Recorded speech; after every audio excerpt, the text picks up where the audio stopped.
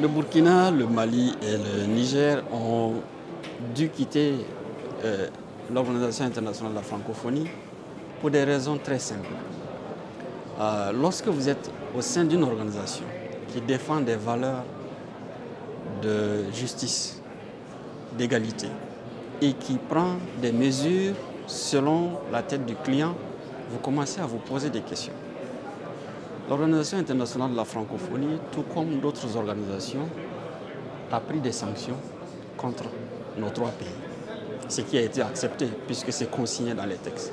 Sauf que dans l'application des sanctions, l'OIF a souvent ménagé certains acteurs. Il y a des pays qui étaient sous ces mêmes sanctions, mais qui ont été tout de suite admis à d'autres régimes, pendant que nous étions toujours maintenus dans un régime de rigueur. Nous avons compris par là que c'est une institution qui est aussi utilisée comme un instrument politicien. Ce n'est pas sa vocation. Et aujourd'hui, les aspirations des trois chefs d'État de la Confédération des États du Sahel, c'est d'offrir des espaces d'égalité, de justice et d'inclusion à leur population. C'est de ça que nous avons besoin. Ce geste est un signal pour dire que dans toutes les organisations où nous serons et que des mesures d'injustice seront prises, tant que ce n'est pas appliqué de manière juste et égalitaire, nous n'allons pas l'accepter. Notre avenir ne tient pas à la langue française.